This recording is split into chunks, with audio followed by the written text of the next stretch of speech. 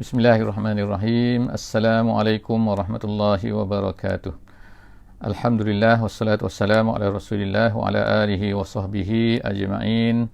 Rabbi syrah li sadri wa yassir li amri wahlul 'uqdatam min lisani yafqahu qawli. Subhanaka la ilma lana illa ma 'allamtana innaka antal alimul hakim wa la haula wa la quwwata illa billahil aliyyil azim. Bersyukur pada Allah Subhanahu wa taala, salawat dan salam kepada junjungan besar Nabi Muhammad sallallahu alaihi wasallam. Alhamdulillah, bersyukur kerana Allah SWT masih lagi mengumpulkan kita di dalam majlis ilmu pada petang ini, selepas maghrib di Brunei Darussalam dan juga sebelum maghrib di Malaysia Barat, iaitu di Semenanjung Malaysia. Kita terpaksa, yang pertamanya saya nak ucapkan kemaafan kerana terpaksa mengubah sedikit waktu kerana beberapa masalah teknikal dari segi waktu dan sebagainya, keadaannya pada waktu petang. Jadi oleh kerana itu insya-Allah kita akan cuba bersama-sama insya-Allah dalam sesi pada kali ini bermula daripada hari ini, iaitu kita akan lakukan pada pukul 6.20 dan kemungkinan akan berubah oleh kerana perubahan waktu maghrib dan sebagainya atas permintaan ramai daripada sahabat-sahabat yang tidak sempat bersama-sama, dan mengambil sempena pada petang ini insya-Allah kita akan mulakan dengan pukul insya-Allah pada pukul 6.20 sehingga pukul 6.50 insya-Allah. Pukul 6.50, 6.51 adalah maksudnya waktu maghrib di kawasan Semenanjung Malaysia, iaitu bermula di Terengganu, di Kelantan dan sebagainya. Jadi insya-Allah petang ini kita akan sambung pembacaan kitab Riyadhus Salihin dan juga ibrah daripada kitab ini sedikit yang mampu saya kongsikan bersama dengan tuan-tuan dan juga puan-puan yang bersama-sama dengan saya pada sesi pada petang ini. Sebelum daripada saya meneruskan, insya-Allah terlupa untuk menyebutkan bahawa minta memohon daripada semua yang hadir pada kali ini untuk memberi feedback suara dan juga gambar seperti biasa insya-Allah. Insya-Allah hari ini kita akan baca hadis yang ke-36 tentang sabar tentang sabar. Jadi hadis ini diriwayatkan oleh Abi Abdurrahman Abdullah ibni Mas'udin radhiyallahu anhu. Jadi sahabat ini adalah masyhurnya adalah namanya Ibnu Mas'ud. Itu masyhurnya. Nama dia adalah Abdullah ibnu Mas'ud. Tetapi gelaran dia ataupun kunyahnya ialah Abi Abdurrahman. Abi Abdurrahman itu maknanya bapa kepada Abdurrahman. Artinya dia mempunyai anak yang bernama Abdurrahman kebiasaannya. Namanya Abdullah, ayahnya bernama Mas'ud radhiyallahu anhu, artinya ialah dia sahaja yang sahabat, yang lain tidak sahabat artinya kan. Itu ayahnya bukan sahabat Jadi dia berkata, ka'anni anzur. Ini hadisnya, dia kata aku ni, dia kata, ini kata Ibnu Mas'ud kata-kata Ibnu Mas'ud, dia kata ka'anni, seolah-olahnya, anzuru, aku melihat ila Rasulullah sallallahu alaihi wasallam, kepada Rasulullah sallallahu alaihi wasallam, yahki nabiyyan minal anbiya. Nabi menceritakan tentang kisah seorang, yahki itu mengesahkan, hikayat dalam bahasa Melayu. Yahki maknanya mengesahkan, nabiyyan minal anbiya, seorang nabi daripada nabi-nabi. Dia tak sebutkan nama ni, nabi apa kat sini yang Nabi ceritakan dia. Tapi Ibnu Mas'ud mengatakan Nabi sallallahu alaihi wasallam bercerita kepada kami tentang seorang nabi daripada nabi-nabi, salawatullahi wa salamuhu alaihim. Semoga salawat Allah dan juga salam Allah ke atas mereka semua, kepada nabi-nabi. Darabahu qaumuhu, dia telah dipukul oleh kaumnya. Maknanya dia telah dihentamlah oleh kaumnya. Fa'admauhu itu mendarahkannya, maknanya menyebabkan keluar darah. Bukan pukul biasa-biasa kan. Kalau pukul cubit, kalau pukul tampar main-main tu tak keluar darah. Ini pukul teruk ni kan.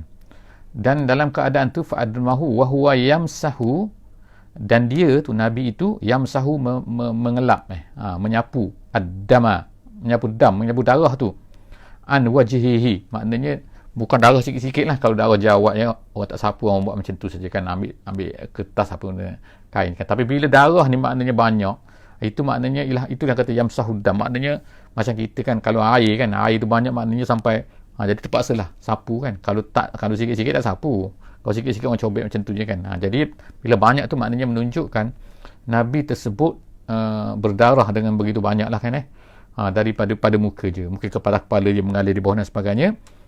Tapi yang hebatnya Nabi ni, Nabi SAW kita bercerita ni, dia kata yaqulu, Nabi ini berkata, Allahumma ighfir li qaumi, ya Allah ampunilah bagi kaumku, fa innahum la ya'lamun, kerana mereka itu tidak mengetahui.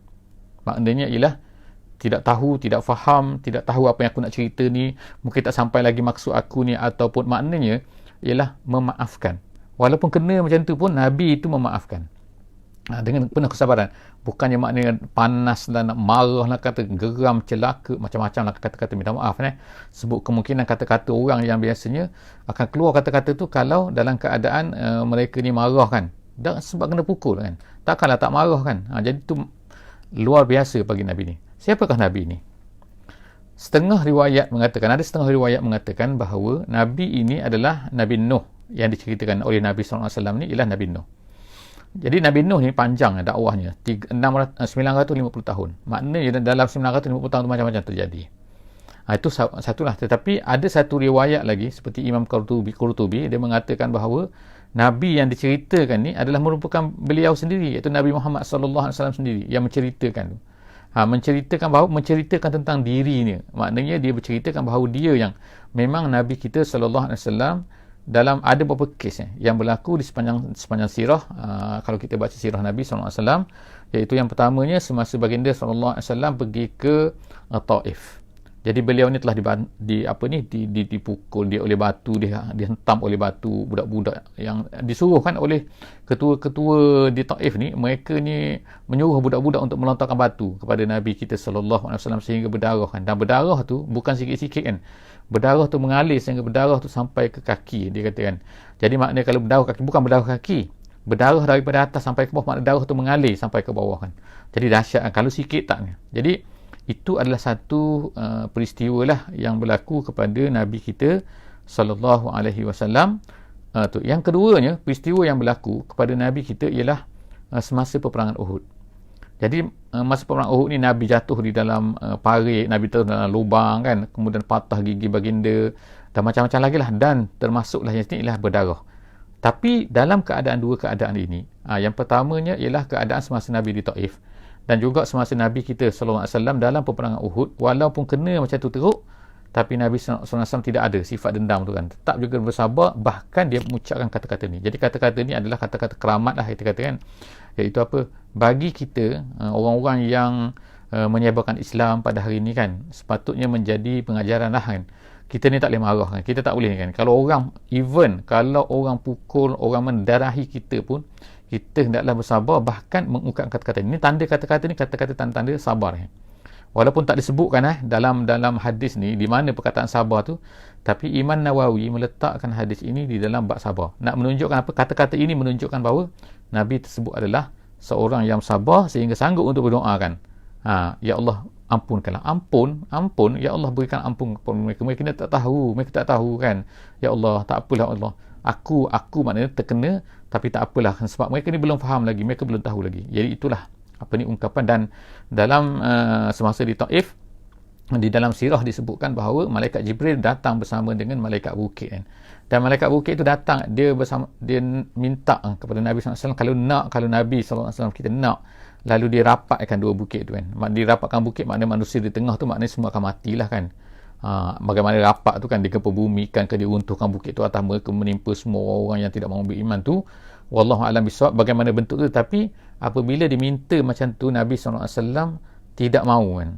Maknanya walaupun dia ditolak di Mekah, walaupun ditolak di Taif, tapi baginda tetap juga tidak mahu menghancurkan orang tu. Sebab apa? Nabi SAW masih mengharapkan akan lahir kan. Nabi berdoa lahir daripada mereka tu orang-orang yang akan menegakkan Islam. Mereka akan mengucapkan la ilaha illallah, akan menerima kalimatut tauhid kan. Jadi begitulah sifat orang yang beriman, sifat pendakwah, sifat orang yang bekerja untuk mengajak orang kepada Islam, maka sifat dia nak kena banyak bersabar. Walaupun apa kena. Jadi insya-Allah itu adalah satu hadis. Hadis yang seterusnya kita akan baca ialah hadis yang ke-37 insya-Allah. Hadis yang ke-37. Hadis ini diriwayatkan oleh Abi Sa'id dan juga Abi Hurairah, dua orang Abi Sa'id Al-Khudri Abi Sa'id Al-Khudri dan juga Abu Hurairah. Abu Hurairah ni banyak kali dah kita ceritakan. Jadi kedua-dua ni menceritakan radhiyallahu anhuma. Mereka ni kita sebutlah radhiyallahu anhuma, maknanya semoga Allah Subhanahu wa taala meredai ke atas keduanya. Apa yang diceritakan?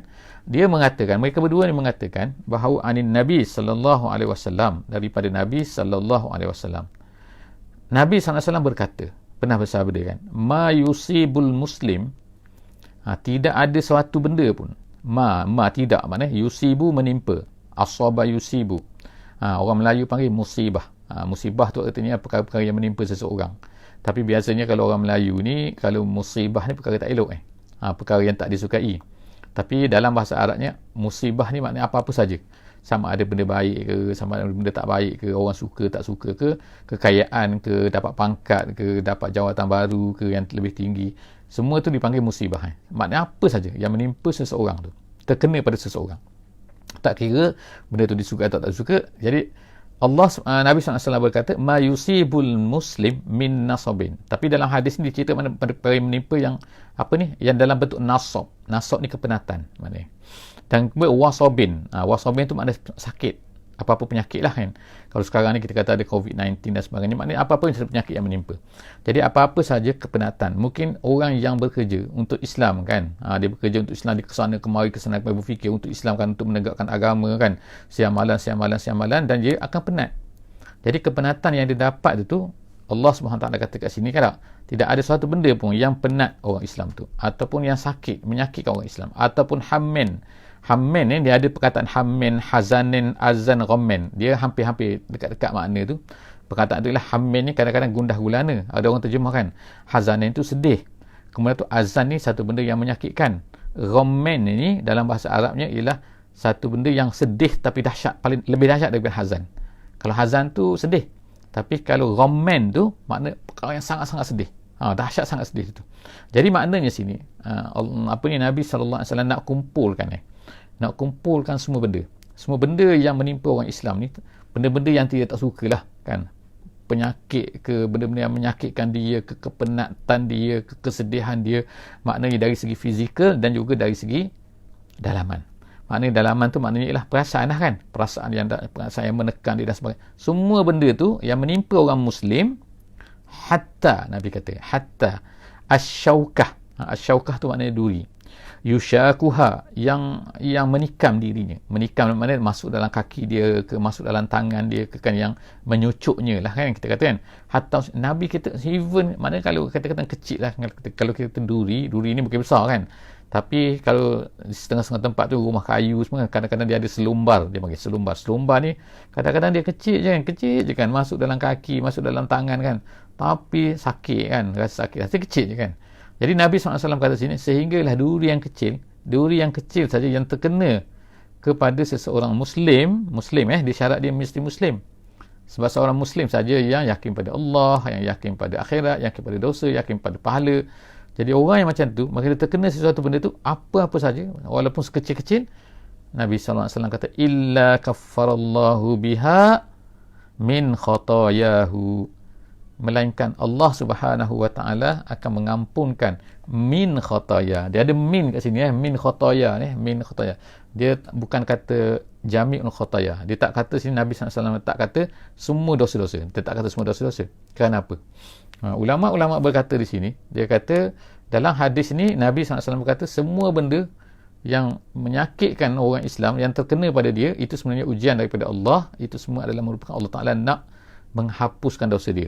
Tapi bukan semua dosa, sebahagian daripada dosanya. Kenapa ada kesebahagian pula? Jadi ulama-ulama ketika menafsirkan hadis ini, kenapa Nabi SAW sebut min khataya, ada dosa-dosa yang tidak diampunkan dengan perkara-perkara ini.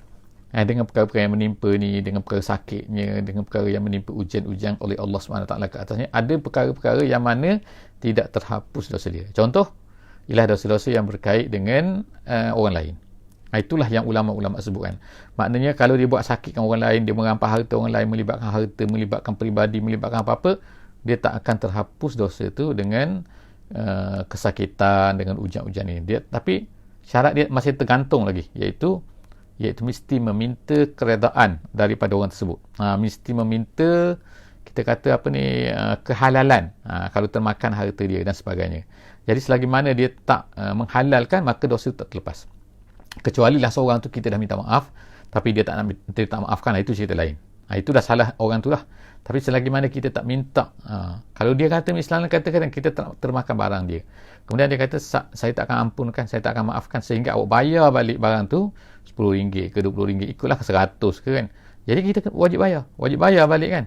Untuk apa? Yang penting kita tu terlepas daripada tanggungjawab kita ni bergantung dengan kemaafan dia. Kalau tak, Allah Ta'ala takkan ampunkan dosa kita tu. Kecuali kita tak mampu, kita tak apa, itu cerita lain pula kan. Kecuali kalau kita dah minta maaf kepada dia, tak nak terima maaf kita dah minta maaf sungguh-sungguh, dia tak terima juga, itu salah dia lah, sebab dia tak nak maafkan. Jadi itulah lebih kurang insya-Allah hadis yang ke-37. Jadi insya-Allah kita akan masuk pula kepada hadis yang ke-38. Masya-Allah hadis malam ni, hari ni, petang ni kita akan bersama-sama dengan banyak hadis 38 insya-Allah. Hadis 38 tentang sabar ni, hadis diriwayatkan oleh Ibnu Mas'udin radhiyallahu anhu. Abdullah Ibnu Mas'ud. Sekarang kita panggil dia Ibnu Mas'ud Sebelum daripada ni Abdullah Ibnu Mas'ud. Tapi nama dia dah ringkas kan, Ibnu Mas'ud. Jadi daripada Ibnu Mas'ud, dia kata qala dakhaltu 'alan nabi sallallahu alaihi wasallam. Dia kata dia bercerita sekali tu, dia kata aku masuk 'alan nabi sallallahu alaihi wasallam. Aku masuk maknanya menziarahi nabi lah 'alan nabi sallallahu alaihi wasallam wa huwa yu'aqu. Pada masa tu nabi tu yu'aqu. Yu'aqu tu ada setengah ulama kata suatu yang terhasil daripada demam. Maknanya tubuh tu kan sangat panas. Ada yang kata demam tu sendiri. Jadi apa-apa pun maknanya demam lah. Nabi pada masa tu sangat-sangat demam keadaan demam yang sangat-sangat orang Brunei, kita ni di sini panggil damam tapi biasanya demam panggil demam. Okey, fakultu. Lalu Ibnu Mas'ud berkata, dia kata fakultu ya Rasulullah, dia kata wahai Rasulullah, innaka tu'aku wa'kan syadida. Engkau ya Rasulullah sedang dalam keadaan demam yang sangat-sangat dahsyat wa'kan syadida, maknanya demam kau ni sangat dahsyat qala, dia kata apa dia kata? Ajal. Nabi SAW kata ajal, ya, dia kata aku demam sekarang ni, aku demam dan sangat-sangat sakit demam aku ni.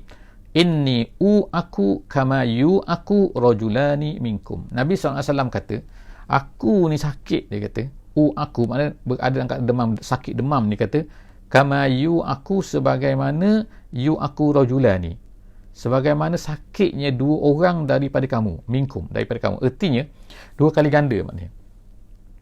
Jadi maknanya kalau seorang tu sakit, kalau kita katalah kita buat tahap sakit ni ialah kita kata ialah 10 lah kata kan. Jadi kalau orang biasa demam tu ialah demam dia hanya 4 saja, maka Nabi ni 8. Maknanya dua kali ganda daripada orang biasa. Tu maknanya inni aku kama aku rajulani minkum. Lalu kata aku, Ibnu Mas'ud berkata ni, kata Ibnu Mas'ud kan, zalika, dia kata annalaka ajrain, dia kata. Jadi dia tanya Nabi sallallahu alaihi wasallam, adakah kau akan dapat 2 pahala? Maksud 2 pahala kerana apa? Kerana kau sakit ya Rasulullah lebih 2 kali ganda daripada orang yang macam kami. Jadi kata Nabi, apa jawab Nabi? Betul ke dia dapat 2 kali ganda kan? Nabi ni dapat 2 kali ganda pahala kerana dia sakit ni 2 kali ganda. Kata Nabi sallallahu alaihi wasallam, ajal. Ya, Nabi kata ya, ajal.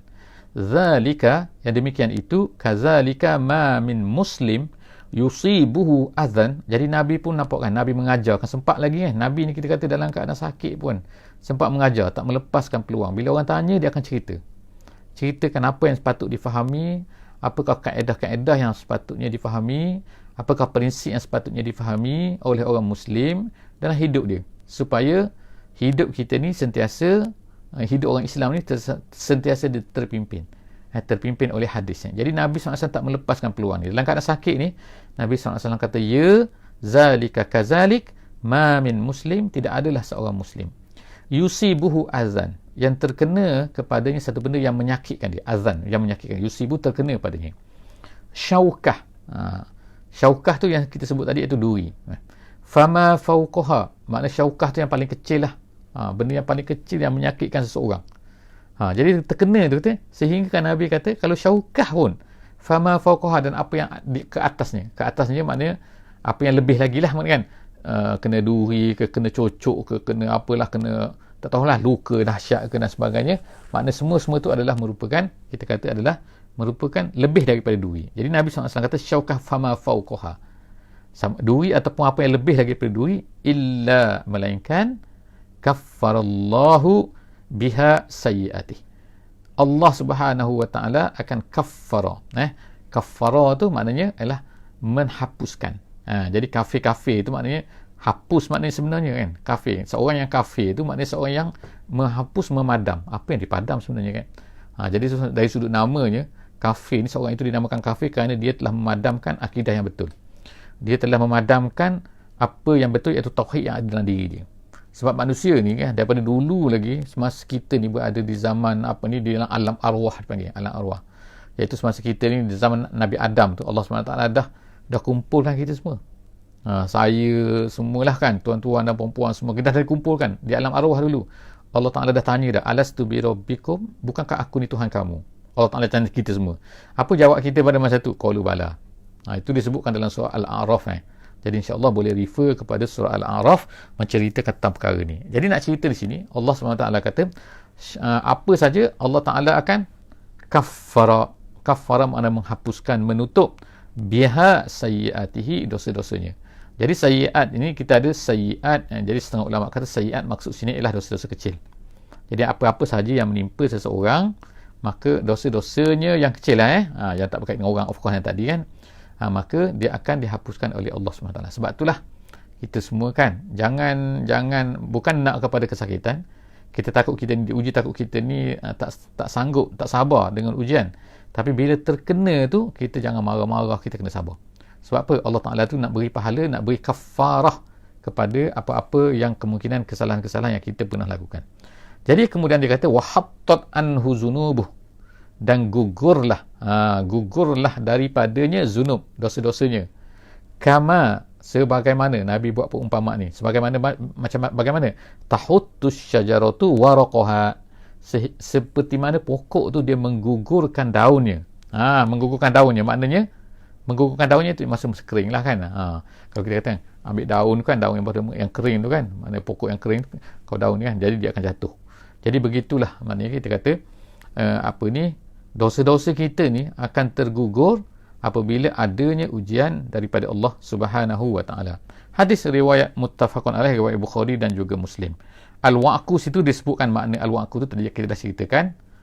InsyaAllah kita masuk pula yang insyaAllah yang seterusnya, itu hadis yang ke-39. InsyaAllah kan kita masuk hadis yang ke-39 hari ini. Hadis ini diriwayatkan oleh Abu Hurairah. Sekali lagi Abu Hurairah meriwayatkan hadis ini. Dia kata qala Rasulullah sallallahu alaihi wasallam. Nabi sallallahu alaihi wasallam pernah bersabda. Pendek je hadis ni, pendek aja. Iaitu dia kata, man yuridillahu bihi khairan yusib minhu. Nabi SAW kata, sesiapa yang dikehendaki oleh Allah Subhanahu wa taala, man yurid, arada yuridu. Arada tu maknanya kehendaki, yurid kehendaki. Jadi man asalnya ialah yuridu, tapi bila masuk man tu jadi man yurid, gitu. Ya yang kedua tu dah dibuang. Jadi Nabi SAW kata, man yuridillahu, sesiapa mana Allah Ta'ala kehendaki orang tu, bihi dengannya, khairan di sana dengan kebaikan. Jadi ada beberapa hadis lah yang yang menceritakan tentang kadang-kadang perkataan tu sama, hampir-hampir sama, iaitu apa? Siapa yang Allah Ta'ala nak beri kebaikan pada dia, Nabi kata dalam hadis yang lain, dia akan diberi faham dalam agama, yufaqihu fid din. Dalam hadis ni dia kata, man yuridillahu bihi khairan yusib minhu. Yusib tu maknanya akan dikenakan sesuatu benda musibah kepadanya. Musibah maknanya apa-apalah yang mungkin dia tak suka. Kalau dia suka ni, orang tak panggil tu kan, orang tak kata orang yang menimpa satu benda yang orang tak suka lah, biasa kan jadi Nabi SAW kata, siapa yang Allah Ta'ala nak kebaikan pada dia, tengok kan, maknanya dia akan dikenakan musibah. Kita kata musibah lah dalam bahasa Melayu kan. Jadi dalam setengah riwayat dia kata, di bawah tu kan dia kata, wadabitu yusib bi fathis sad wa kasriha. Maknanya dia boleh baca dua gini. Dia boleh baca dengan yusib dengan yusab, gitu. Jadi kita boleh baca hadis ni, man yuridillahu bihi khairan yusib minhu, man yuridillahu bihi khairan yusab minhu. Yusab maknanya ditimpakan, yusib maknanya Allah Ta'ala menimpakan. Jadi makna itu tak larilah insya-Allah kan, iaitu maknanya ialah apa? Kalaulah seseorang itu tak kena musibah, maknanya dia tak diuji, maknanya dia, Allah Ta'ala tak nak kebaikan pada dia. Jadi sebab itulah kita ni mesti jangan gembira sangat bila tak ada musibah apa-apa, tak ada masalah apa-apa kan. Tapi jangan cari musibah, jangan cari masalah. Ni maknanya kalau Allah Ta'ala uji, Allah Ta'ala kenakan, jangan sedih. Sebab apa? Itu tandanya Allah Ta'ala nakkan kebaikan pada kita. Sebab apa? Allah Ta'ala nak beri pahala melalui perkara tersebut. Jadi insya-Allah insya-Allah setiap daripada kita moga-moga faham hadis ni dan dapat insya-Allah cuba untuk beramal dengan hadis ni. Jadi kemudian saya masuk pula ke hadis yang ke-40. Banyak hadis ni. Petang ni masya-Allah kan. Jadi lepas maghrib ni dia laju sikit ni. Mungkin kan. Lepas maghrib di sinilah. Di Semenanjung belum lagi. Baru dekat-dekat nak maghrib kan. Hadis yang insya-Allah dalam masa ada 5 minit lagi lebih kurang. Jadi saya akan baca satu hadis lagi daripada Anas radhiyallahu anhu. Anas radhiyallahu anhu, sebagaimana kita sebut sebelum daripada ni, ialah seorang yang merupakan orang yang berkhidmat kepada Nabi selama 10 tahun. Daripada umur dia 10 tahun sampailah umur dia 20 tahun. Kerja dia ialah berkhidmat kepada baginda Nabi sallallahu alaihi wasallam. Jadi sebab itulah banyak perkara-perkara yang dia tahu. Dia berkata, daripada Anas radhiyallahu anhu katanya, qala Rasulullah sallallahu alaihi wasallam, Nabi pernah bersabda. Nabi kata apa? La yatamannayanna ahadukum al-mauta. Janganlah seorang daripada kamu yatamannayanna. Yatamannayanna artinya ialah bercita-cita. Nak bercita-cita. Macam kita kata berangan-angan, bukan angan-angan biasa, bercita-cita. Memang nak betul-betul. Ahadukum, salah seorang daripada kamu, al-maut. Mati. Dia nak mati. Lidurrin asabahu. Kenapa? Kerana perkara-perkara yang menimpa dia. Kerana satu perkara yang mudarat yang menimpanya. Jadi ada satu sakit ke, satu kena apa-apa yang menyakitkan dia, dia kata nak mati. Dia harapkan mati. Tapi kalau nak juga Allah Ta'ala, Nabi SAW ajar apa? Fa in kana la budda fa'ilan. Tapi kalau dia nak buat juga macam tu, nak bercita-cita juga, falyakul. Nabi bagi izin satu je, option. Kalau nak juga, ambil option ni. Option mana? Hendaklah dia berkata tu bukan kata dengan mulut sahaja, tapi maknanya dengan perasaan lah, iaitu dengan keyakinan lah. Allahumma hyini ma kanatil hayatu khairan li wa tawaffani iza kanatil wafatu khairan li.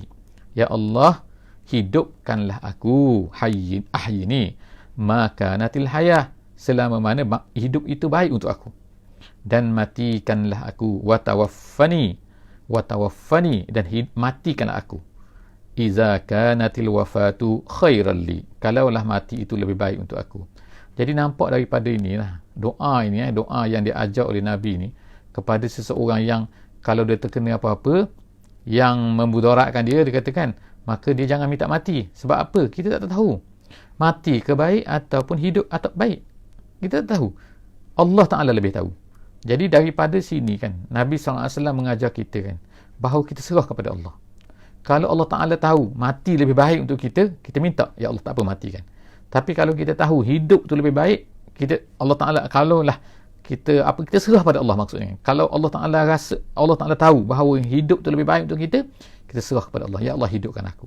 Jadi bukanlah kita yang memutuskan mati. Seolah-olahnya kita tahu, kita rasa bahawa mati lebih baik untuk kita. Tak semesti. Ada orang hidup lebih baik untuk dia. Dia sempat bertaubat mungkin. Ada orang mati ni lebih baik untuk dia. Adalah beberapa keadaan yang disebutkan oleh ulama. Beberapa keadaan, iaitu bilakah kita ni boleh bercita-cita untuk mati? Bilakah? Jadi insya-Allah untuk mengetahui perkara tersebut, sebelum daripada masuk hadis yang ke-41 sebelum daripada masuk hadis 41 akan datang ni, insya-Allah saya akan ceritakan iaitu beberapa keadaan yang ulama sebut, iaitu boleh kita minta mati. Boleh kita minta mati. Bila keadaan-keadaan ni saya akan sebut 4 insya-Allah, tapi dalam sesi yang akan datang, bukan sekarang. Jumpa lagi insya-Allah. Aku qauli hadza wa astaghfirullahal azim li wa lakum. Jadi insya-Allah kita tangguh bacaan dan juga pengajaran simple kita pada petang ni daripada kitab Riyadhus Salihin, hadis Nabi sallallahu alaihi wasallam, dengan kita tangguh dengan baca surah Wal Asri. Bismillahirrahmanirrahim. Wal Asri innal insana lafi khusr illa allazina amanu wa amilus solihat wa tawasaw bil haqqi wa tawasaw bis sabr. Wassalamualaikum warahmatullahi wabarakatuh.